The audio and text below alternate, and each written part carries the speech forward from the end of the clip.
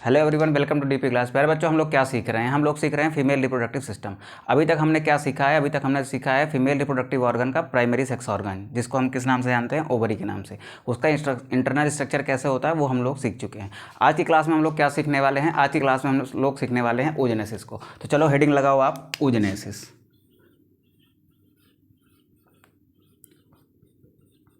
oogenesis देखिए, oogenesis क्या होती है? मेल के अंदर जो गैमिट बनता है उसको आप मेल गैमिट कहते हो, जिसको आप स्पर्म के नाम से जानते हो। फीमेल के अंदर जो गैमिट बनता है उसको आप फीमेल गैमिट कहते हो, और किस नाम से जानते हो आप उसको ओवा के नाम से जानते हो। ठीक है, तो ओवा बनने की जो प्रोसेस है ना, उसी को आप क्या कहते हो? oogenesis कहते हो। तो सिंपल वर्ड में अगर समझने की कोशिश करो कि oogenesis क्या होती है, तो आप ये लिख सकते हो in simple word,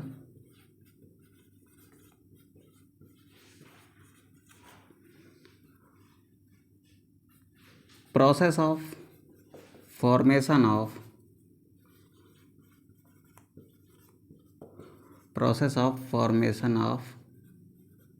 ovum is called oogenesis। ठीक है, ओवम बनने की प्रोसेस को ही आप क्या कहते हो? oogenesis कहते हो। ओवम क्या है? ओवम आपका फीमेल गैमिट होता है। ओवम क्या है बेटा? यही आपका फीमेल गैमिट है, यानी फीमेल गैमिट बनने की जो प्रोसेस है ना, उसको आप क्या कहते हो? oogenesis कहते हो। फिर सवाल ये आता है कि oogenesis कहाँ पर होती है? तो इसकी लोकेशन लिखो लोकेशन। oogenesis की जो प्रोसेस है ना, वो फीमेल के कहाँ पर होती है? उसके प्राइमरी सेक्स ऑर्गन में होती है। क्योंकि आपको पता है कि जो प्राइमरी सेक्स ऑर्गन होता है ना, वो दो ही काम करता है। एक तो गैमिट का फॉर्मेशन करता है, दूसरा क्या करता है? सेक्स हार्मोन का फॉर्मेशन करता है।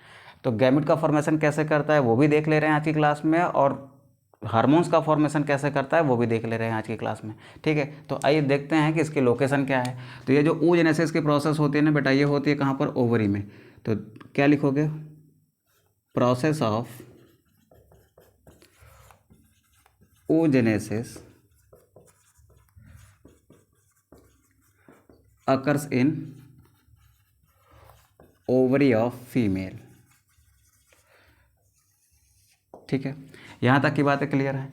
अब ध्यान से सुनिएगा, ये जो oogenesis की प्रोसेस होती है ना, बड़ी कॉम्प्लिकेटेड होती है। इसमें आपको नई नई चीज़ें देखने को मिलेंगी। शायद आपने पहले सुना होगा तो अच्छी बात है, नहीं सुना है तो आज देख लीजिएगा। ठीक है, तो आइए देखते हैं कि oogenesis की प्रोसेस क्या होती है, कैसे होती है और कहाँ पर होती है। कहाँ पर होती है ये बात तो समझ आ गई, कैसे होती है, कब से स्टार्ट होती है, ये सब बातें जो हम लोग आगे सीखने वाले हैं। तो फटाक से हम लोग आगे बढ़ते हैं अब। चलो, तो आप हेडिंग लगाओ बेटा, प्रोसेस ऑफ oogenesis।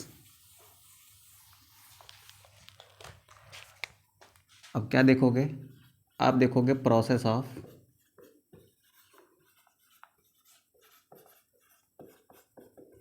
oogenesis। ठीक है, तो oogenesis की प्रोसेस को पढ़ने से पहले ना थोड़ा सा ये जानना जरूरी हो जाता है ना कि ये प्रोसेस स्टार्ट कब होती है। तो देखो, जब कोई एक बच्ची अपनी माँ के पेट में रहती है, यानी कि जब वो एम्ब्रियोनिक स्टेज में रहती है, यानी जब वो 3 से 4 महीने के 5 महीने की रहती है, जब वो एम्ब्रियोनिक स्टेज में रहती है ना, oogenesis की प्रोसेस उसकी ओवरी में तब से स्टार्ट हो जाती है। ठीक है, बड़ी अजीब बात लगती है कि कोई एक छोटी बच्ची है जो अभी जन्म भी नहीं ली है, उसके अंदर भी oogenesis की प्रोसेस स्टार्ट हो गई है। ठीक है, तो oogenesis की प्रोसेस जो है ना, वो किसी फीमेल एम्ब्रियो में बिफोर बर्थ स्टार्ट होती है। ठीक है, तो पहली बात यही लिख लेते हैं, the process of oogenesis। The process of oogenesis starts in female before birth।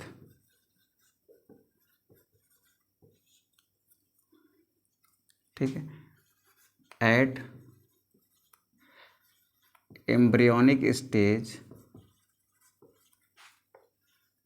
In mother's वूम।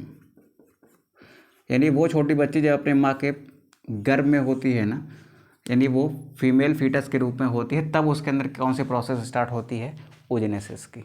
कैसे होती है वो भी देखने वाले हैं। ठीक है, तो इतनी बातें आपको समझ में आएगी। कब स्टार्ट होती है? जब एक बच्ची जन्म नहीं ली रहती है, जब वो फीमेल फीटस के रूप में अपनी माँ के यूट्रस में डेवलप हो रही होती है ना, उस टाइम पर उसके अंदर क्या स्टार्ट होती है? oogenesis की प्रोसेस स्टार्ट होती है। ठीक है, एक एक स्टेप समझते जाएंगे बेटा, और फिर लास्ट में इस पूरे स्टेप को क्या कर देंगे, कंपाइल कर देंगे, तो सारी चीज़ें एकदम क्लियर हो जाएंगी। ठीक है, तो अब आगे बढ़ते हैं, हम लोग देखते हैं प्रोसेस ऑफ oogenesis। देखो जो oogenesis की प्रोसेस है ना, वो मेनली 3 स्टेप में होती है। कितने स्टेप में? 3 स्टेप में। तो हम क्या लिख सकते हैं कि the process of oogenesis, the process of oogenesis occurs in 3 stage. कितने स्टेज में होगे बेटा? 3 स्टेज में। उनमें से कुछ स्टेज जो हैं वो जन्म से पहले चलती हैं, कुछ स्टेज जो है ना वो जन्म के बाद चलती हैं। ठीक है, अब देखो इधर कौन कौन सी स्टेज हैं, किस स्टेज में क्या चेंज होता है वो हम लोग देखते हैं। तो पहली स्टेज लिखो बेटा, आप पहली स्टेज लिखो प्रोलिफरेशन स्टेज। प्रोलिफरेशन स्टेज, क्या लिखोगे आप? Proliferation stage. देखो प्रोलिफरेशन स्टेज स्टार्ट होने से पहले ना छोटी सी कुछ घटनाएं घटती हैं, उनको समझ लो। देखो होता क्या है, आपके पास जो फीमेल डेवलप हो रही है ना, फीमेल एम्ब्रियो डेवलप हो रहा है कहाँ पर? माँ के वोम में। उसमें क्या होता है बेटा, एक स्ट्रक्चर होता है योग सैक। इसको जब हम लोग एम्ब्रियोनिक डेवलपमेंट पढ़ेंगे तब पढ़ेंगे। योग सैक में क्या होती है? योग सैक में होती हैं प्रीमोर्डियल जर्म सेल। क्या होती हैं? प्रीमोर्डियल जर्म सेल्स होती हैं। ये प्रीमोर्डियल जर्म सेल्स क्या करती हैं? ये माइग्रेट करती हैं। माइग्रेट करती हैं कहाँ पर? ये माइग्रेट करती हैं आपके ओवरीज में। याद करिए मेल में भी ऐसा हुआ था। योग सैक में क्या बनती थी? प्रीमोर्डियल जर्म सेल बनती थी, जिसको आप पीजीसीज कहते थे। वो माइग्रेट करती थी टेस्टिस में। टेस्टिस में माइग्रेट करने के बाद वो क्या कहलाती थी? वो कहलाती थी स्पर्मेटोगोनिया। वैसे ही यहाँ पर योग सैक की कुछ सेल्स होती हैं जिनको आप प्राइमरी जर्म सेल्स कहते हो। वो माइग्रेट करके कहाँ पहुँचती हैं? ओवरी में। और ओवरी में पहुँचने के बाद after reaching in ovary these cells are known as oogonia। आप इनको क्या नाम दे देते हो? आप इनको कहते हो oogonia। क्या कहोगे? oogonia। तो पहली बात हम लोग क्या लिखने वाले हैं? प्रोलिफरेशन स्टेज स्टार्ट होने से पहले क्या होता है कि योग सैक में होती है प्रीमोर्डियल जर्म सेल, जो माइग्रेट करके कहाँ पहुँचती है? जो माइग्रेट करके पहुँचती है ओवरी में। और ओवरी में पहुँचने के बाद वो क्या बन जाती है? वो चेंज हो जाती है, अपने आप को चेंज करके क्या बना लेती है? वो oogonia बना लेती है। ठीक है, तो ये बात पहले लिख लेते हैं। तो प्रोलिफरेशन स्टेज के पहले यहाँ पर छोटी सी एक लाइन लिख लो कि पीजीसीज का मतलब है आपकी primordial germ cells.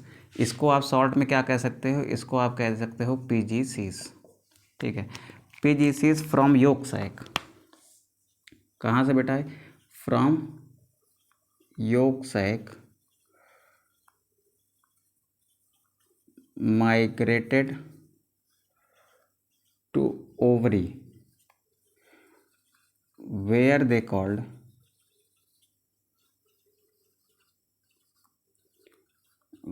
called oogonia।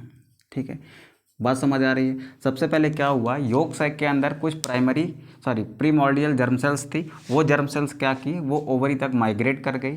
ठीक है, माइग्रेट करने के बाद वो ओवरी में जाने के बाद क्या बन गई? oogonia बन गई। अब क्या है, मेरे पास बहुत सारी oogonia हैं। प्राइमरी जर्म सेल्स जो पहुंची थी, प्रीमोर्डियल जर्म सेल्स कहाँ पर?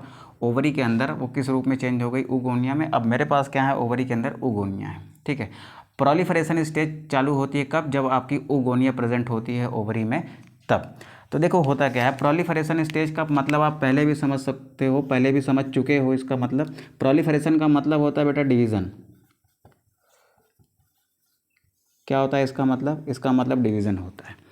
अभी क्या था? अभी आपके पास ओवरी था। ओवरी के अंदर क्या प्रेजेंट है? ओवरी के अंदर प्रेजेंट है oogonia। क्या प्रेजेंट है? oogonia प्रेजेंट है। देखो ये सब जो प्रोलिफरेशन की स्टेज चल रही है ना, ये चल रही है कब? ये चल रही है बेटा जब वो फीमेल किस कंडीशन में है? वो फीमेल है एम्ब्रियोनिक कंडीशन में।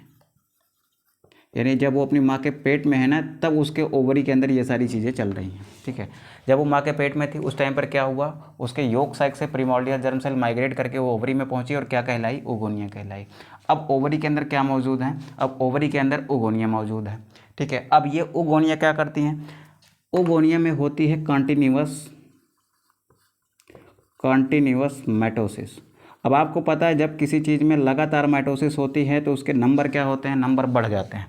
तो यहाँ पर इस ओगोनिया के अंदर कंटिन्यूअस माइटोसिस हुई तो इसके रिजल्ट में क्या मिला हमको, इस कंटिन्यूअस माइटोसिस के रिजल्ट में हमको क्या मिला, many oogonium are formed in ovary. ठीक है, क्या होता है, बहुत सारी ओगोनिया बन जाती है कहाँ पर, ओवरी के अंदर। अब कितनी बन जाती हैं, तो बेटा लिख लो approximately 2 million in each ovary. Ovary कितनी होती है बेटा, 2 होती है ना, प्रत्येक ओवरी में कितनी बन जाती है, इनके नंबर्स बन जाते हैं लगभग 2 मिलियन। तो स्टार्टिंग में क्या हुआ, योग साइक से जो प्राइमरी जर्म सेल माइग्रेट करके ओवरी में पहुंची थी उनको ओगोनिया नाम दे दिया।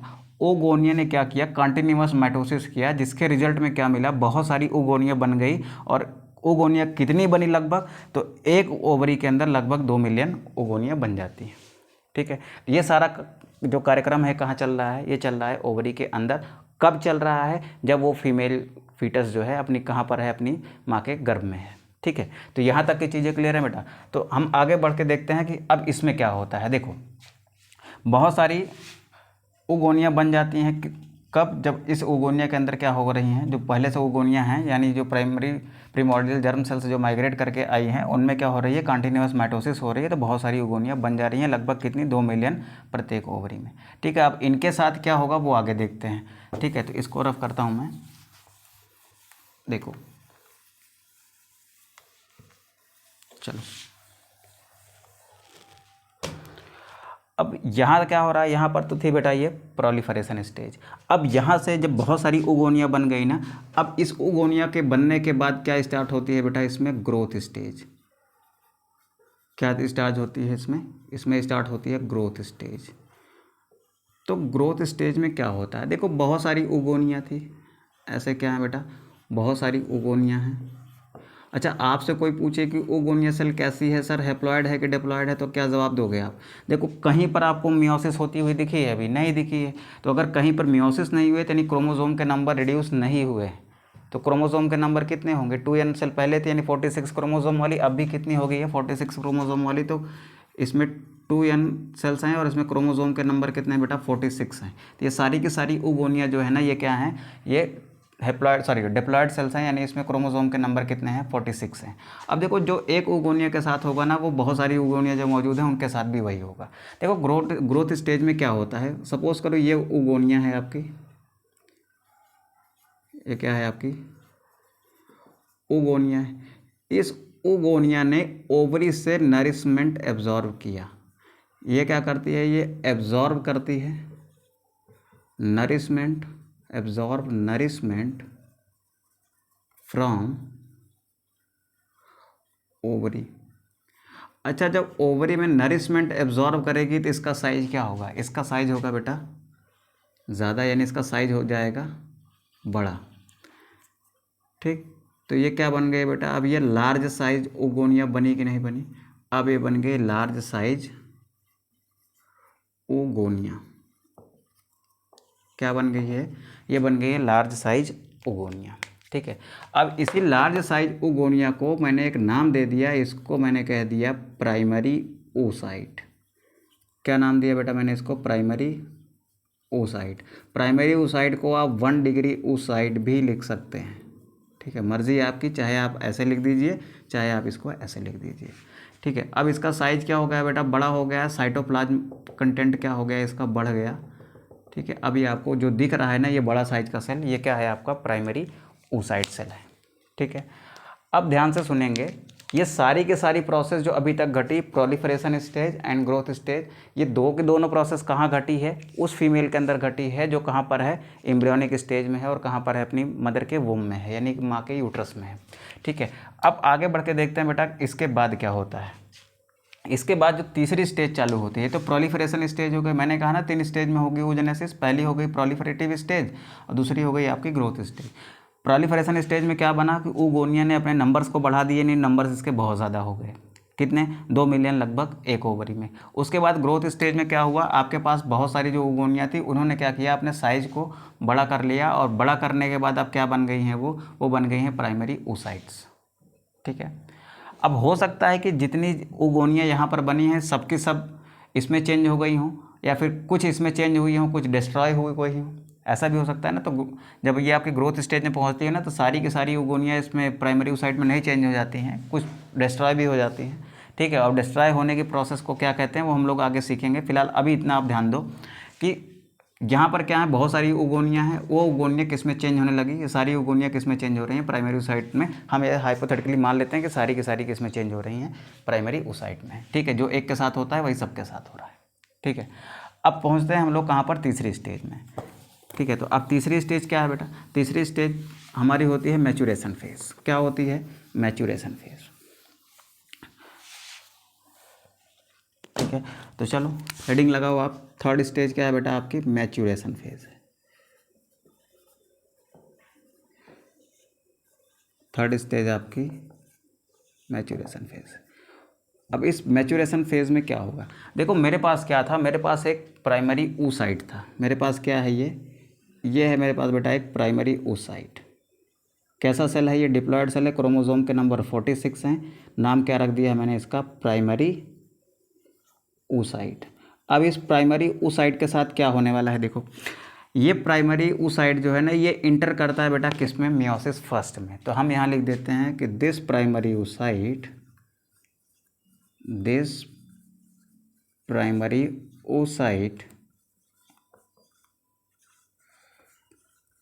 enters in meiosis first. कहाँ एंट्री करता है बेटा, मियोसिस फर्स्ट में। यहाँ तक की जो प्रोसेस है ना, यहाँ तक की प्रोसेस टिल हियर, ठीक, यहाँ तक की प्रोसेस ये सब कहाँ हो रही है, ये हो रही है एम्ब्रियोनिक कंडीशन में। अब यहाँ पर ध्यान से सुनो बेटा, प्राइमरी oocyte किस में इंटर कर रहा है, प्राइमरी oocyte आपका इंटर कर रहा है किस में, मियोसिस फर्स्ट में। मियोसिस फर्स्ट में एंट्री करने के बाद आपने अगर पढ़ा होगा 11th में तो वहाँ पर एक चैप्टर है सेल डिवीज़न का, वहाँ पर आपकी मियोसिस है। मियोसिस जब होती है ना बेटा तो वो 2 स्टेप में होती है, meiosis first and meiosis second में। मियोसिस फर्स्ट में एक स्टेज आती है प्रोफेज की। प्रोफेज के अंदर भी कई स्टेज होती हैं, जैसे आपकी आती है लेप्टोटिन, जाइगोटिन, पैचिटिन, डिप्लोटिन। तो ये जब मियोसिस फर्स्ट में एंट्री करेगी ना तो सबसे पहले जाएगी ये प्रोफेज फर्स्ट में। प्रोफेज फर्स्ट में सबसे फिर कहाँ एंट्री करेगी, प्रोफेज फर्स्ट की एक स्टेज होती है आपकी जाइगोटिन, सॉरी लेप्टोटिन, फिर वहाँ से आती है जाइगोटिन, जाइगोटिन के बाद पैचिटिन, पैचिटिन के बाद आती है डिप्लोटिन। तो जैसे ही डिप्लोटिन में पहुँची ना ये कहाँ पहुँची, ये पहुँची डिप्लोटिन ऑफ प्रोफेज फर्स्ट। जैसे ही ये पहुँची कहाँ पर, प्रोफेज फर्स्ट की डिप्लोटिन स्टेज में, वैसे ही क्या हो गई, इसकी एक्टिविटीज़ क्या हो गई, रुक गई, यानी इसका डिवीज़न रुक गया, यानी ये उसी में हो गई अरेस्ट। इसके साथ एक दुर्घटना हो गई, दुर्घटना ये हो कि इसका आगे का डिवीज़न वहीं पर रुक गया। ठीक है, तो अब ध्यान से सुनिए, जो प्राइमरी oocyte बनी थी मैच्योरेशन फेज में एंट्री करने के बाद ये कहाँ एंट्री करती है बेटा, ये एंट्री करती है आपके मियोसिस फर्स्ट में। मियोसिस फर्स्ट में जैसे एंट्री करेगी तो सबसे पहले वो प्रोफेज फर्स्ट में जाएगी। प्रोफेज फर्स्ट में जब एंट्री होने के बाद ना सबसे पहले हो जाती है लेप्टोटिन कंडीशन में, फिर जाती है वो जाइगोटिन में, फिर जाती है वो पैचिटिन में, फिर एंट्री करती है वो डिप्लोटिन में। तो डिप्लोटिन के बाद डाइकाइनेसिस होती है, उसके बाद फिर वो मेटाफेज फर्स्ट में जाती। ठीक है, लेकिन ये ऐसा हुआ नहीं, वो कहाँ पर अरेस्ट हो गई, उसका प्रोसेस कहाँ पर रुक गया, प्रोफेज फर्स्ट के डिप्लोटिन में। ठीक है, तो इस डिप्लोटिन स्टेज में ये जो मेरा प्राइमरी oocyte था, ये प्राइमरी oocyte अरेस्ट हो गया। Primary oocyte arrested in this stage. बात समझ आ रही है बेटा यहाँ तक। अब इसमें कुछ नहीं होगा, अब ये इसी में अरेस्ट हो गया, यानी यहाँ पर अब चीज़ें क्या हो गई हैं, मियोसिस फर्स्ट पूरी हो ही नहीं पाई, वो बीच में ही शुरू होते ही क्या हो गई, वो अरेस्ट हो गई सेल, यानी वो डिप्लोटिन से आगे बढ़ ही नहीं रही है। ठीक है, अब क्या होगा, अब ओवरी के अंदर, किस ओवरी के अंदर, जिस फीमेल के फीटस में ये सारी चीज़ें घट रही थी ना, उसके ओवरी के अंदर अब आपको प्राइमरी oocyte दिखेंगे, किस में अरेस्टेड दिखेंगे, वो डिप्लोटिन कंडीशन में अरेस्टेड दिखेंगे। यानी मियोसिस फर्स्ट की जो डिप्लोटिन स्टेज होती है उसमें सारे के सारे प्राइमरी oocyte अरेस्ट होके वैसे के वैसे रुक जाएंगे। अब क्या होगा, यहाँ तक की प्रोसेस, ये जो अरेस्ट होने की प्रोसेस है ना, process till here occurs in embryonic condition या फिर एम्ब्रियोनिक स्टेज। यहाँ तक की जो प्रोसेस है ना वो कहाँ पर घटित हुई है, वो घटित हुई है एम्ब्रियोनिक स्टेज में। यानी जब वो फीमेल जब अपनी माँ के पेट में थी ना, यहाँ तक की प्रोसेस उसके अंदर तब घटित हुई है। अब क्या होता है, अब होता है उस फीमेल का जन्म। अब क्या हो जाता है बेटा, उसका हो जाता है बर्थ। तो at the time of birth क्या होगा, at the time of birth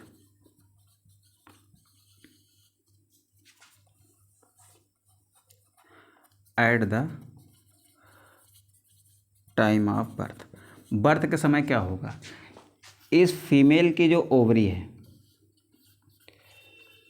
female की ओवरी में क्या दिखेंगे, फीमेल की ओवरी में प्राइमरी oocyte दिखेंगे। फीमेल की ओवरी में क्या दिखेंगे, प्राइमरी oocyte दिखेंगे। और ये प्राइमरी oocyte कैसे दिखेंगे, ये प्राइमरी oocyte ऐसे दिखेंगे जो अरेस्टेड होंगे, arrested in diplotene stage of prophase first.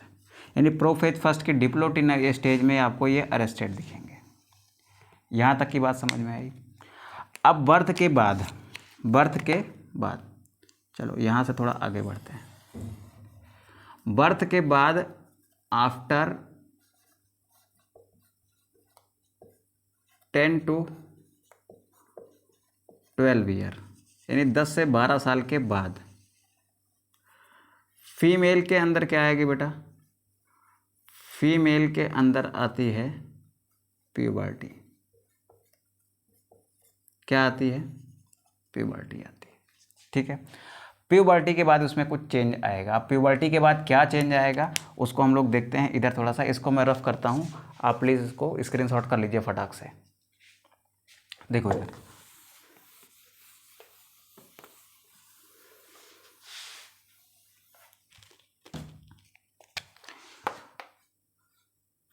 अब एट प्यूबर्टी क्या होगा, प्यूबर्टी पर क्या होगा, उस फीमेल का प्यूबर्टी कब आएगी बेटा, 10 से 12 साल में। ठीक है, फीमेल के अंदर क्या होगा, फीमेल के अंदर होता है हाइपोथैलेमस। ठीक है, हाइपोथैलेमस से एक हार्मोन निकला GnRH। ये GnRH कहाँ गया, ये जाता है उसकी एंटीरियर पिट्यूटरी में। ठीक है, एंटीरियर पिट्यूटरी में गोनाडोट्रोप सेल्स होते हैं, जहाँ से क्या निकलता है, ये GnRH उन सेल्स को इंड्यूस करता है और उनसे क्या निकलवाता है बेटा, उनसे निकलवाता है FSH एंड LH। ठीक है, अब बर्थ के टाइम पर जो प्राइमरी oocyte अरेस्टेड था कहाँ पर, डिप्लोटिन स्टेज में, वो ये वाला है। इस फीमेल की ओवरी में ये क्या है, ये वो प्राइमरी oocyte है जो अरेस्टेड है किसमें, ये वो प्राइमरी oocyte है जो अरेस्टेड है डिप्लोटिन स्टेज में। यहाँ तक कोई दिक्कत है नहीं है। ठीक है, अब देखो ये FSH हार्मोन जो कहाँ से निकला है, एंटीरियर पिट्यूटरी पर, ये आएगा किसके पास बेटा, ये आएगा आपकी ओवरी के अंदर। कहाँ आया, ओवरी के अंदर आया। ओवरी के अंदर जो ये प्राइमरी oocyte मियोसिस फर्स्ट में तो इंटर कर गया था, कब, जन्म से पहले ही, लेकिन वो 12 साल तक वैसे पड़ा रहा। ठीक है, किस में अरेस्टेड, डिप्लोटिन स्टेज में। लेकिन जैसे ही उस फीमेल के अंदर प्यूबर्टी पर FSH हार्मोन बना, इस FSH हार्मोन ने इस प्राइमरी oocyte को, जो ये कैद था किसमें, डिप्लोटिन स्टेज में, उसको उस डिप्लोटिन की कैद से क्या कर दिया, मुक्त कर दिया कि जाओ अब तुम अपना आगे का काम करो। तो देखो जब यहाँ से ये डिप्लोटिन स्टेज में जो अरेस्टेड सेल थी ना, जब ये यहाँ से फ्री होती है बेटा, तो ये क्या कंप्लीट कर देती है, ये कंप्लीट करती है क्या, ये कंप्लीट करती है मियोसिस फर्स्ट। क्या कंप्लीट करती है, मियोसिस फर्स्ट कंप्लीट करती है। तो देखो मियोसिस फर्स्ट कंप्लीट होने के बाद ये प्राइमरी oocyte किस में चेंज हो जाएगा वो देखते हैं। तो देखो इधर इसको थोड़ा सा रफ करते हैं।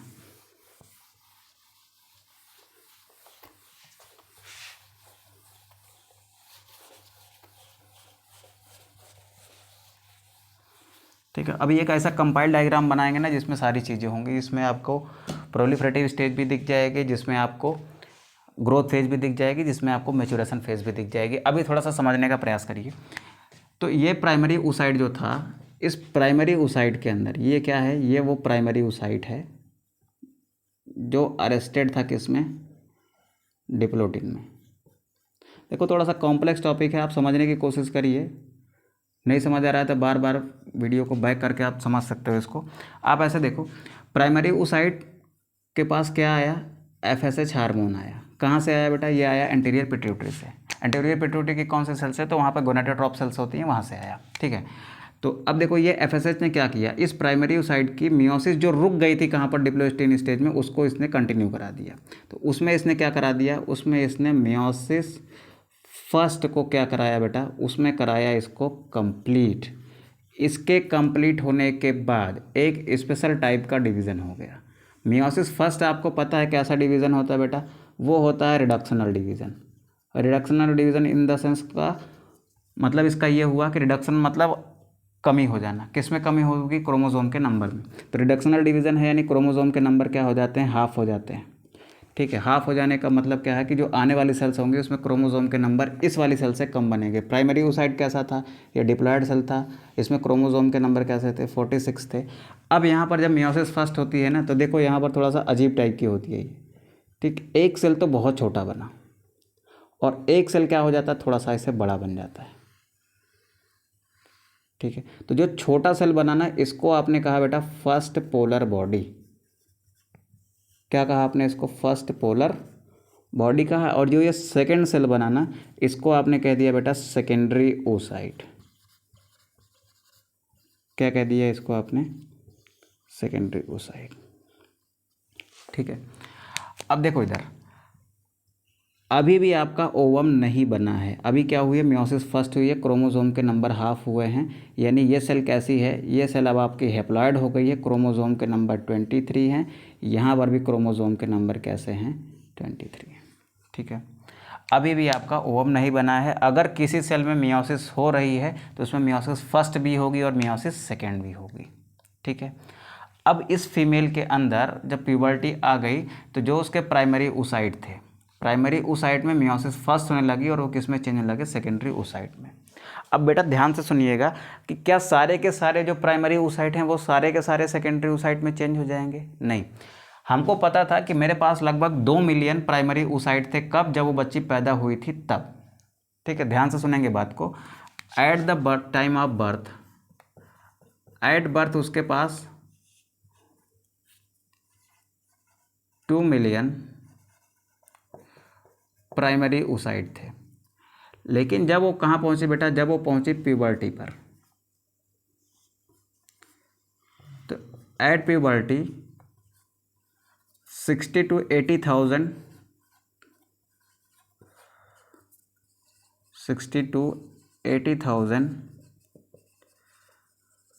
प्राइमरी oocyte बचते हैं। तो देखो इधर मैंने क्या कहा था कि 2 मिलियन ओगोनिया है, 2 मिलियन ओगोनिया ने ग्रोथ करके क्या बना दिया, 2 मिलियन प्राइमरी oocyte बना दिया। और 2 मिलियन प्राइमरी oocyte अरेस्ट हो गए थे किसमें, डिप्लोटिन में, किस समय, बर्थ के टाइम पर। और इसी प्राइमरी oocyte के साथ वो फीमेल क्या करती है, जन्म ले लेती है और प्यूबर्टी तक ये वैसे के वैसे ओवरी में बने रहते हैं। प्यूबर्टी आने पर क्या होता है, जो अरेस्टेड प्राइमरी oocyte थे वो FSH हार्मोन के इफेक्ट में अपने मियोसिस 1 को कंप्लीट करते हैं और क्या बनाते हैं, एक सेकेंडरी oocyte बनाते हैं और एक फर्स्ट पोलर बॉडी बनाते हैं। 2-3 चीज़ें हैं जो ध्यान रखने वाली हैं, वो पहले सुन लो। बर्थ के टाइम पर 2 मिलियन थे, लेकिन जब प्यूबर्टी आई तो उसमें कितने बचे थे, ओवरी के अंदर 60,000 से 80,000 प्राइमरी oocyte बचे थे। इसका मतलब है कि बहुत सारे जो प्राइमरी oocyte थे वो नष्ट हो गए, ठीक है, बहुत सारे प्राइमरी oocyte क्या हो गए, नष्ट हो गए। तो याद रखिएगा बेटा, जो प्राइमरी oocyte क्या हो रहे हैं, डिस्ट्रॉय हो रहे हैं। किस समय में, बर्थ के टाइम से लेकर प्यूबर्टी आने तक क्या हो रहे हैं, प्राइमरी oocyte डिस्ट्रॉय हो रहे हैं। ये सिर्फ यहीं तक नहीं होते बेटा, इसके बाद भी होते, प्यूबर्टी आने के बाद भी। जरूरी नहीं है कि ये 60,000 से 80,000 बने ही रहेंगे, ये भी, इसमें से भी प्राइमरी oocyte धीरे धीरे क्या होते रहते हैं, ख़त्म होते रहते हैं। प्यूबर्टी आने के बाद भी प्राइमरी oocyte डिस्ट्रॉय होते रहते हैं। तो ये प्राइमरी oocyte के डिस्ट्रॉय होने की प्रोसेस को क्या कहा जाता है, ये प्रोसेस आपका फॉलिकुलर एट्रेसिया कहलाती है। फॉलिकुलर एट्रेसिया, ठीक। फॉलिकुलर एट्रेसिया क्या है, degenerating of primary oocytes is known as follicular atresia. लिख लो इस बात को,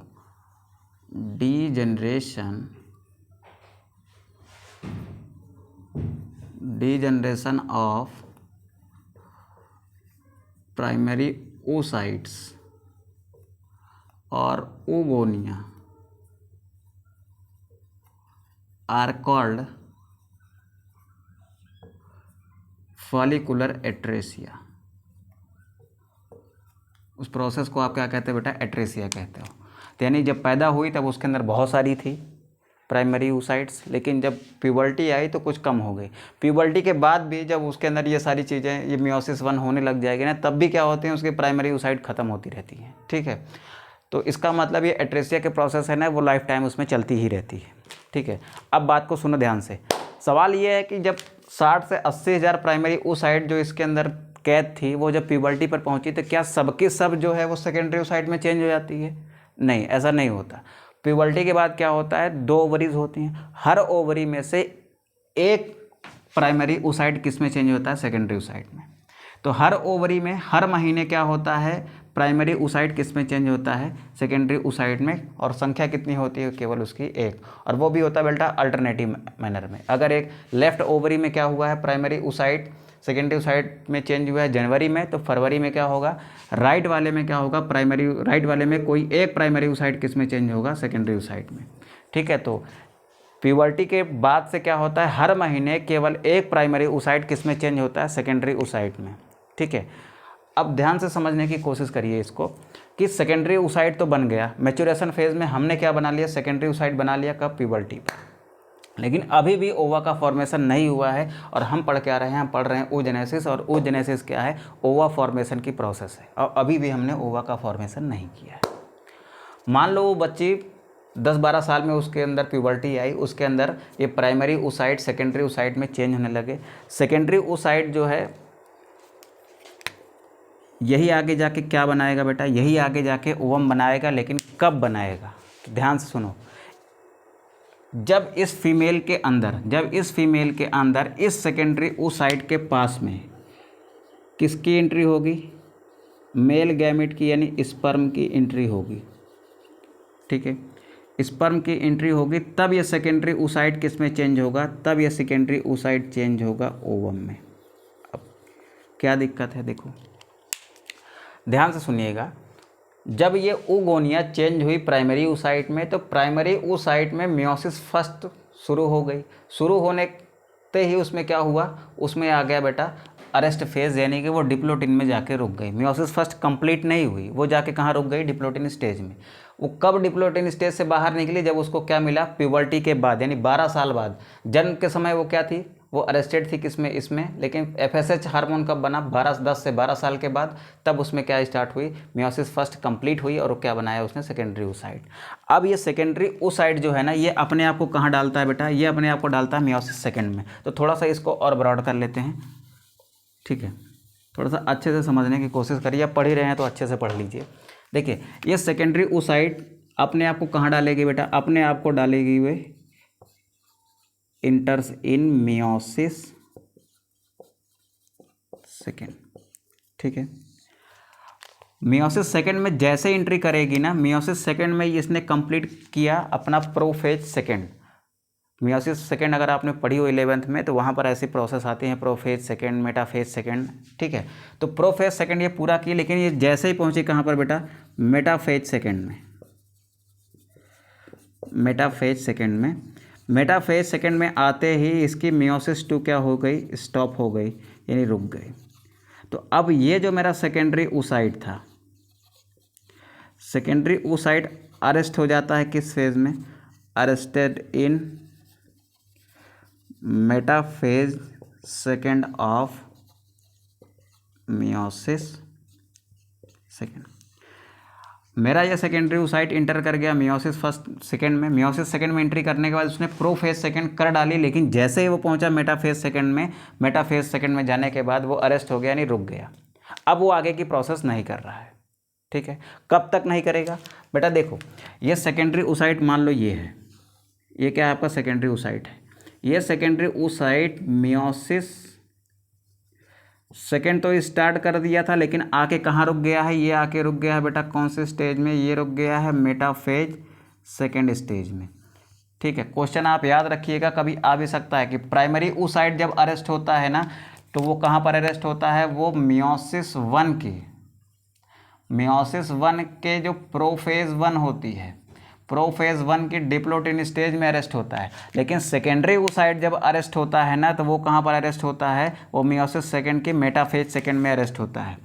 लेकिन जैसे ही इस सेकेंडरी oocyte के पास क्या आया, स्पर्म आया, किसकी एंट्री हुई बेटा, स्पर्म की। स्पर्म की एंट्री होने के बाद ही मियोसिस सेकेंड मेटाफेज सेकेंड से क्या होती है, बाहर निकल के आ जाती है। मियोसिस सेकेंड क्या होती है, कंप्लीट हो जाती है। और इसके कंप्लीट होने के बाद भी थोड़ा सा स्पेशल रिजल्ट देखने को मिलता है। स्पेशल रिजल्ट देखने को क्या मिलेगा कि ये जो हेप्लॉइड सेल है, सेकेंडरी oocyte कैसा होता है बेटा, हेप्लॉइड होता है। इसमें क्रोमोसोम के नंबर हाफ हो गए होते हैं, देखो यहाँ पर, ठीक है। तो यहाँ पर क्रोमोसोम के नंबर क्या हो गए, हाफ हो गए। और यही सेल आगे क्या हो गई थी, मेटाफेज सेकेंड में अरेस्ट हो गई थी। अब इसमें स्पर्म आ गया है, स्पर्म क्या करेगा, इसको मेटाफेज सेकेंड से बाहर निकालेगा, एक कहेगा कि अब आप आगे बढ़िए। आगे बढ़ने पर क्या करेगी बेटा, ये मियोसिस सेकेंड करेगी। मियोसिस सेकेंड जब ये कर लेगी ना, तो इसके अंदर एक छोटी सेल बनेगी और एक क्या बनेगी, आपकी बड़ी सेल बनेगी। तो जो छोटी सेल बनी ना, इसको कहा आपने सेकेंड पोलर बॉडी। क्या कहा आपने इसको, सेकेंड पोलर बॉडी कहा। और ये जो बड़ी सेल बनी है ना, ये बड़ी सेल क्या कहलाएगी बेटा, ये बड़ी सेल कहलाएगी ओवम। क्या कहलाएगी, ओवम। ओवम का फॉर्मेशन तभी होगा जब सेकेंडरी oocyte के पास क्या पहुंचेगा, स्पर्म पहुंचेगा। ये आपका क्या है, ये आपका सेकेंडरी oocyte है। इस सेकेंडरी oocyte के पास स्पर्म पहुंचा तब इसने ओवा बनाया, अदरवाइज ये ओवा नहीं बनाता। ये किस में अरेस्ट रहता बेटा, मेटाफेज सेकेंड में अरेस्ट रहता, ठीक है। अब ये ओवा जो है, ये क्या है, यही आपका बेटा फीमेल गैमिट है, ठीक है। इसमें क्या फ्यूज़ हो गया, इसमें स्पर्म फ्यूज़ हो गया है। इस वजह से यही फीमेल गैमिट आगे जाके क्या बन गया है, अब जाइगोट बन जाता है। इसको हम देखेंगे बेटा जब हम लोग फर्टिलाइजेशन देखेंगे तब, ठीक है। तो एक बार प्रोसेस को थोड़ा सा रिवाइज करते हैं, फिर यहाँ पर एक सिंपल एक डायग्राम बनाएंगे जिसमें सारी चीज़ें होंगी, oogenesis की तीनों प्रोसेस होंगे। सबसे पहले क्या हुआ, देखो जब वो फीमेल अपनी मदर के वूम में थी, एम्ब्रियोनिक कंडीशन में थी, तो उसके योक साइक से कुछ प्रीमोर्डियल जर्म सेल निकल कर कहाँ चली गई, उसके ओवरी में गई। ओवरी में पहुँचने के बाद वो क्या कहलाई, वो कहलाई ओगोनिया। ओगोनिया सेल्स जब वहाँ पर मौजूद हो गई, तब क्या हुआ, ओगोनिया के मौजूद होने के बाद, ध्यान से सुनिएगा, ओगोनिया के मौजूद होने के बाद उसके अंदर क्या होती है, उसके अंदर होती है प्रोलिफरेशन। प्रोलिफरेशन का मतलब उसमें होता है सेल का डिवीज़न। कौन सा डिवीज़न, माइटोसिस। माइटोसिस के कारण oogonia के नंबर्स क्या होते हैं, बहुत ज़्यादा बढ़ जाते हैं, ठीक है। लगभग कितनी हो जाती हैं, लगभग 2 मिलियन एक ओवरी के अंदर, ठीक है। एक ओवरी के अंदर लगभग 2 मिलियन oogonia हो जाते हैं। अच्छा, ये सारी चीज़ें अभी कहाँ चल रही हैं, ये चल रही हैं जब वो अपनी माँ के पेट में है, तब अभी उसका जन्म नहीं हुआ है। फिर क्या होता है, फिर आती है ग्रोथ फेज़। ग्रोथ फेज़ में क्या होता है कि जो आपकी oogonia है वो क्या करती हैं, नरिशमेंट एब्जॉर्ब करती हैं ओवरी से, और किस में चेंज हो जाती हैं, वो चेंज हो जाती हैं बेटा प्राइमरी oocyte में, ठीक है। अब प्राइमरी oocyte क्या करता है, प्राइमरी oocyte अपने आप को डालता है किस में, मियोसिस फर्स्ट में। मियोसिस फर्स्ट में डालता है तो उसके अंदर जैसे ही मियोसिस फर्स्ट शुरू होती है ना, उसके साथ एक दुर्घटना घट जाती है। दुर्घटना ये घट जाती है ना कि वो जो है मियोसिस फर्स्ट में एंट्री करने के बाद प्रोफेज फर्स्ट में जाएगी। प्रोफेज फर्स्ट में सबसे पहले लेप्टोटिन करेगी, फिर जाइगोटिन करेगी, पैचिटिन करेगी। लेकिन जैसे डिप्लोटिन में पहुंचेगी ना, वैसे ही वो उसका जो आगे का डिवीज़न है ना, वो रुक जाता है। वो अरेस्ट हो जाती है किसमें, डिप्लोटिन फर्स्ट में, ठीक है। डिप्लोटिन फर्स्ट में अरेस्ट होने के बाद, ध्यान से सुनिएगा, डिप्लोटिन में अरेस्ट होने के बाद वैसे के वैसे वो कहाँ पड़ी रहती है, ओवरी के अंदर पड़ी रहती है। उसके बाद जेस्टेशन पीरियड ख़त्म हो जाता है, यानी फीमेल जो है वो 9 महीने के जेस्टेशन पीरियड के बाद क्या करती है, जन्म लेती है। तो जब वो जन्म लेती है तो उसके बर्थ के समय भी उसके ओवरी में क्या रहता है, उसके ओवरी में वो प्राइमरी oocyte रहते हैं जो अरेस्टेड होते हैं किसमें बेटा, डिप्लोटिन स्टेज में। यहाँ तक की बात क्लियर है। अब जब ये डिप्लोटिन स्टेज में प्राइमरी oocyte अरेस्ट हो गया है तो ये आगे कैसे बढ़ेगा, तो आगे कब बढ़ता है बेटा, जब जन्म के बाद वो फीमेल पहुंचती है कहाँ पर, प्यूबर्टी पर। तो प्यूबर्टी पर उस फीमेल के हाइपोथैलेमस से GnRH निकलता है, गोनाडोट्रोपिन रिलीजिंग हार्मोन।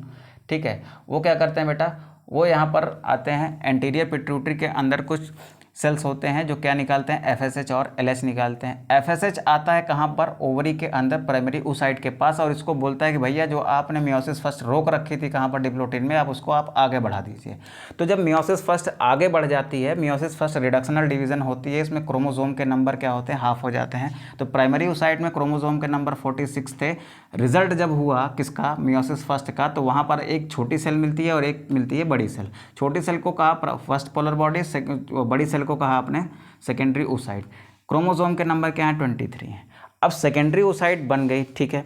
अब सेकेंडरी oocyte भी मियोसिस सेकंड की ओर आगे बढ़ती है। जब भी किसी सेल में मियोसिस फर्स्ट होगी तो उसमें मियोसिस सेकंड जरूर होगी, ठीक है। तो जब वो अपने आप को इंटर करती है कहाँ पर, मियोसिस सेकंड में, तो जैसे ही वो आगे बढ़ती है वो प्रोफेज सेकंड करती है, जैसे मियोसिस मेटाफेज सेकंड में पहुँचती है वैसे ही उसके साथ भी दुर्घटना घट जाती है, वो उससे आगे नहीं बढ़ पाती और वो उसमें अरेस्ट हो जाती है। और उसमें अरेस्ट वो कब तक रहती है, वो तब तक रहती है बेटा जब तक उसको क्या नहीं मिल जाता, उसको स्पर्म नहीं मिल जाता।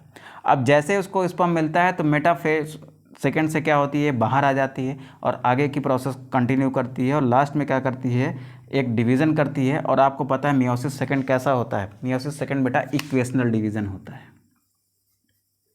तो 23 की सेल से क्या बनेंगे, 23 की ही सेल बनेंगी, यानी हेप्लॉइड सेल से ही बनेंगी, ठीक है। ये हेप्लॉइड थी तो इससे भी क्या बनेंगी, 2 हेप्लॉइड सेल्स बनेंगी। इनमें से छोटी वाली को सेकंड पोलर बॉडी, बड़ी वाली को आपने क्या कह दिया, ओवम कह दिया, ठीक है। यहाँ तक की बात क्लियर है। फटाक से इसका स्क्रीनशॉट करो तो फिर इसको एक सिंपल से डायग्राम में हम लोग कवर करते हैं, ठीक है।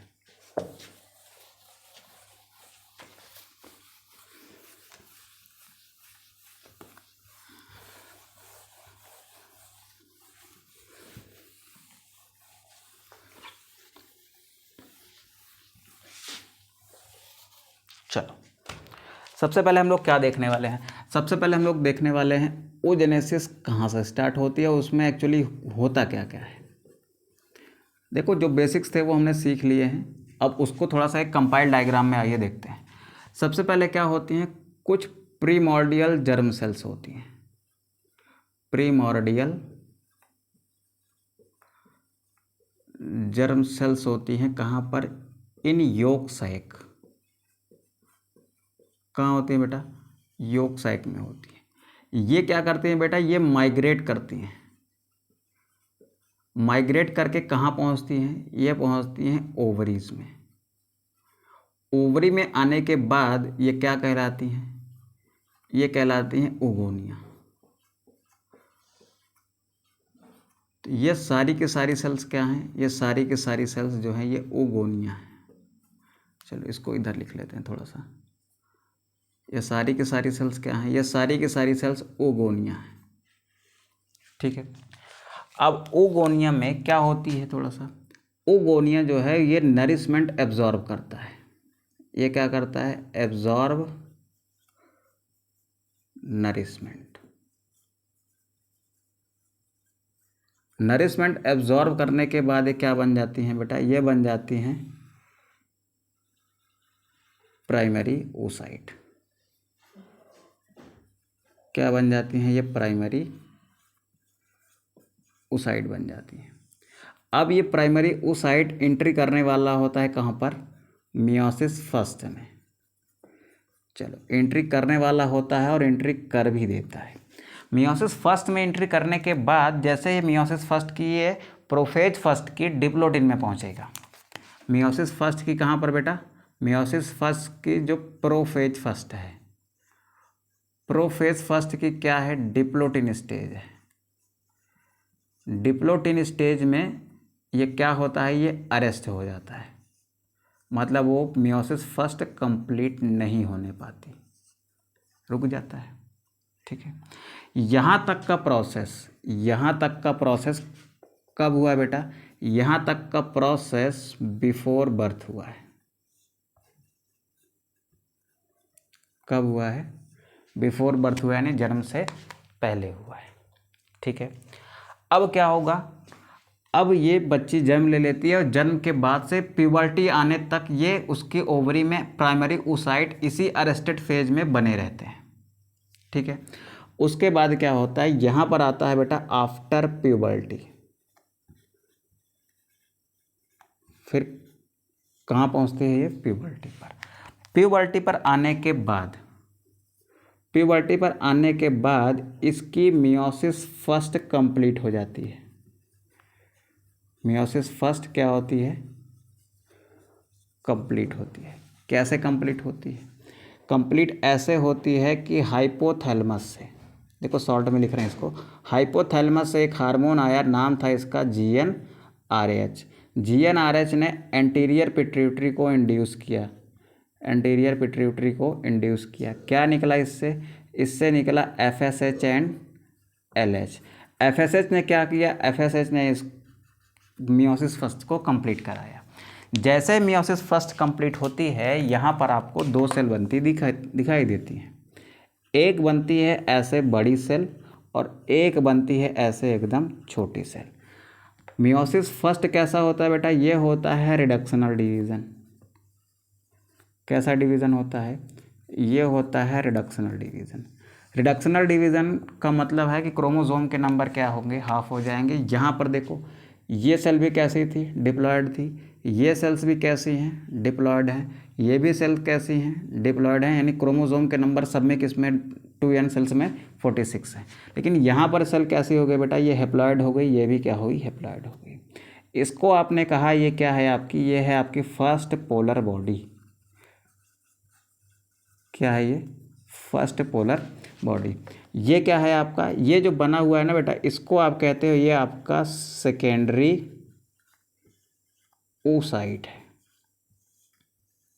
ठीक है, हर महीने एक प्राइमरी oocyte सेकेंडरी oocyte बनाता रहता है, एक न एक ओवरी से, चाहे वो लेफ्ट ओवरी से बने या फिर राइट ओवरी से बने। एक ओवरी से एक महीने में एक प्राइमरी oocyte मियोसिस फर्स्ट को कंप्लीट करके क्या बनाता रहता है, सेकेंडरी oocyte बनाता रहता है।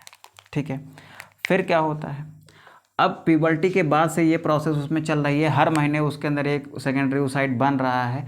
फर्टिलाइजेशन होता है तब ये ओवम में बदलता है, नहीं होता तो ये वैसे के वैसे डिस्ट्रॉय हो जाता है या बाहर निकल जाता है। अब देखो क्या होता है, अब मान लीजिए इस फीमेल की आफ्टर प्यूबर्टी पर ये कंडीशन थी, उसके बाद इसकी मैरिज हो जाती है, इसकी जब अपने मेल पार्टनर के साथ सेक्सुअल इंटरकोर्स होता है तो मेल का स्पर्म कहाँ पहुँचेगा बेटा, यहाँ इसके सेकेंडरी oocyte के पास पहुँचेगा। तो अब यहाँ पर क्या पहुँचा, देखो एक चीज़ याद रखना, स्पर्म की एंट्री से पहले थोड़ा सा ये देख लो, मियोसिस फर्स्ट जो थी वो पूरी नहीं होने पाई थी प्राइमरी oocyte में। कब, जब वो जन्म से पहले ये सारी घटनाएं घटी थी तब।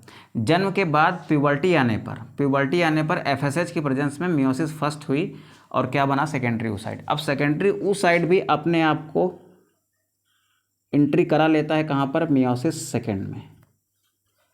मियोसिस सेकेंड में पहुंचते ही ये सबसे पहले क्या करता है बेटा, प्रोफेज सेकेंड करता है। और प्रोफेज सेकेंड के बाद जैसे ये मेटाफेज सेकेंड में पहुंचता है ना, तो इसकी भी मियोसिस क्या होती है, रुक जाती है। सेकेंडरी oocyte भी मियोसिस सेकेंड कंप्लीट नहीं कर पाता, वो भी अरेस्ट हो जाता है कहाँ पर, वो भी अरेस्ट हो जाता है बेटा मेटाफेज में, अरेस्टेड इन मेटाफेज सेकेंड। ठीक है, मेटाफेज सेकेंड में जब ये अरेस्ट हो जाएगा तब आगे कैसे बढ़ेगा। फिर अगर बेटा इस सेकेंडरी oocyte के पास किसकी एंट्री हो गई, स्पर्म की एंट्री हो गई। ठीक है, आफ्टर मैरिज मान लीजिए किसकी एंट्री हुई, इस फीमेल के पास मेल स्पर्म की। ठीक है, स्पर्म आ जाने के बाद ये जो मेटाफेज सेकेंड में अरेस्ट थी ना, ये इससे क्या होती है, बाहर आ जाती है और क्या करती है बेटा, मियोसिस सेकेंड कंप्लीट होती है। मियोसिस सेकेंड क्या होगी, वो होगी कंप्लीट। जब मियोसिस सेकंड कंप्लीट होती है ना, तब भी इससे क्या बनती हैं, तब भी इससे 2 सेल्स बनती हैं। एक सेल ऐसे छोटी बनती है और एक सेल क्या होती है, ऐसे बड़ी बनती है। अब मियोसिस सेकंड कैसी होती है, वो इक्वेशनल डिवीज़न होता है बेटा। कैसा डिवीज़न होता है, वो इक्वेशनल डिवीज़न होता है। कैसा डिवीज़न होता है, इक्वेशनल डिवीज़न होता है। इक्वेशनल डिवीज़न यानी कि पेरेंट सेल के अंदर जितने क्रोमोसोम होंगे उतने ही उसकी डॉटर सेल्स में आएंगे। तो इसके लिए यहाँ पर कितने सेल्स हैं, सॉरी कितने क्रोमोसोम्स हैं, 23 हैं। तो यहाँ पर मियोसिस सेकंड के बाद इन दोनों में भी कितने क्रोमोसोम आएंगे, 23। इसमें भी 23, इसमें भी 23, यानी ये भी हैप्लॉइड है और ये भी हैप्लॉइड है। इसको आप कहते हो, ये क्या है आपकी सेकेंड पोलर बॉडी है। ये क्या है आपकी, ये आपके सेकेंडरी, सॉरी अब सेकेंडरी उस साइड में आपका मियोसिस सेकंड हो जाने के बाद ये जो बना है ना, ये आपका ओवम है। ओवम को ही आप क्या कहते हो, ओवम को ही बेटा आप फीमेल गैमेट कहते हो। अब स्पर्म आया है तो ये क्या करेगा, स्पर्म इसके साथ फ्यूज़ कर जाता है, तुरंत ही आपका जो फीमेल गैमेट यानी ओवम था वो किस में चेंज हो जाता है बेटा, वो चेंज हो जाता है जाइगोट में। क्यों, क्योंकि स्पर्म आने के बाद ये बना है, स्पर्म के आते ही स्पर्म का न्यूक्लियस इसका न्यूक्लियस मिलकर क्या बना देता है, एक 2n सेल बना देता है, जिसको आप क्या कहते हो, जाइगोट कहते हो। ठीक है, तो देखो यहाँ से यहाँ तक की स्टेज जो थी वो प्रोलिफरेशन फेज थी, प्रोलिफरेशन फेज थी। उसके बाद यहाँ से लेकर यहाँ तक ये आपका ग्रोथ फेज है। ठीक है, उसके बाद यहाँ से लेकर यहाँ तक आपका ये पूरा का पूरा क्या है, ये पूरा का पूरा मैच्योरेशन फेज है। ठीक है, आई होप यहाँ तक की चीज़ें आपको क्लियर हो गई होंगी, oogenesis आपको पूरी तरीके से क्लियर हो गई होगी। ठीक है, सबसे पहले क्या था, प्रीमोर्डियल जर्म सेल थी योक साइक में, योक साइक से वो माइग्रेट करके पहुंची ओवरी में, क्या बन गई, वो ओगोनिया बन गई। ओगोनिया ने एब्जॉर्ब किया नरिशमेंट, वो सारी की सारी ओगोनिया किस में चेंज हो गई बेटा, प्राइमरी oocyte ने। अब प्राइमरी oocyte ने अपने आप को एंटर कर लिया कहाँ पर, मियोसिस फर्स्ट में। लेकिन वो मियोसिस फर्स्ट में जैसे ही एंट्री की, एंट्री करने के बाद वो जैसे ही उसने क्या किया, प्रोफेज 1 में एंट्री किया, आपकी लेप्टोटिन स्टेज को पार किया, जाइगोटिन को पार किया, पैचिटिन को पार किया, उसके बाद डिप्लोटिन में आके क्या हो गई, वो अरेस्ट हो गई, यानी इससे आगे नहीं बढ़ पाई। तो अरेस्ट हो गई, तो बच्ची के अंदर जब उसका जन्म हुआ था ना, उस टाइम पर उसके ओवरी के अंदर प्राइमरी oocyte अरेस्टेड मैनर में कहाँ पर स्टोर थे, उसके ओवरी में। ठीक है, अब जब बच्ची के अंदर प्यूबर्टी आई, तो प्यूबर्टी आने के बाद उसके अंदर बना FSH हार्मोन, जिसने उस मियोसिस फर्स्ट को कंप्लीट कराया जो जन्म से पहले रुक गई थी। कंप्लीट कराने के बाद क्या बनाया उसने, सेकेंडरी oocyte बनाया। अब सेकेंडरी oocyte भी मियोसिस सेकंड के अंदर इंटर कर गया। मियोसिस सेकंड के अंदर इंटर करने के बाद उसने प्रोफेज सेकंड किया, लेकिन जैसे ही मेटाफेज सेकंड पहुंचा उसकी भी मियोसिस सेकंड रुक गई। मियोसिस सेकंड रुकी कब तक, जब तक उसके पास किसकी एंट्री नहीं हुई, स्पर्म की एंट्री नहीं हुई तब तक। स्पर्म की एंट्री होने के बाद मियोसिस सेकंड जो मेटाफेज सेकंड में अरेस्ट थी वो इससे बाहर आ जाती है और क्या करती है, मियोसिस सेकंड को कंप्लीट करती है। उसके बाद क्या बनता है, एक सेल बनता है बड़ा सा, एक बनता है छोटा सा। छोटे वाले को सेकंड पोलर बॉडी, बड़े वाले को ओवम कह दिया। क्योंकि स्पर्म तुरंत ही आया था तो स्पर्म का न्यूक्लियस किससे फ्यूज़ कर जाता है, ओवा के न्यूक्लियस से फ्यूज़ कर जाता है, वो तुरंत ही किस में चेंज हो जाता है, जाइगोट में चेंज हो जाता है। ठीक है, यहाँ तक की प्रोसेस आई होप क्लियर हो गई होंगी बेटा। अभी एक टॉपिक इसमें जो सबसे ज़्यादा इंपॉर्टेंट है ना, जहाँ पर नीट वगैरह में भी सवाल अच्छे आते हैं, हर साल 1-2 क्वेश्चन आते हैं, वो है आपका फॉलिकुलर डेवलपमेंट। ठीक है, जिसमें आप 1 degree follicle, 2 degree follicle, Graafian follicle, ovulation, ये सारी चीज़ें सीखते हो। और फिर उसमें ओवा के ऊपर जो आपकी जोना पैलिसिडा होती है वो कैसे आती है, उसके ऊपर कोरोना रेडिएटा होती है वो कैसे आती है, वो सारी की सारी चीज़ें हम लोग कहाँ सीखेंगे, वो हम लोग सीखते हैं बेटा फॉलिकुलर डेवलपमेंट में। ठीक है, तो जो हमारा नेक्स्ट टॉपिक होने वाला है वो क्या होने वाला है, वो होने वाला है फॉलिकुलर डेवलपमेंट, जिसके बारे में हम बात करेंगे हमारी अगली क्लास में। ठीक है, आज के लिए बेटा इतना ही, मिलते हैं हम लोग नेक्स्ट क्लास में, तब तक के लिए जय हिंद।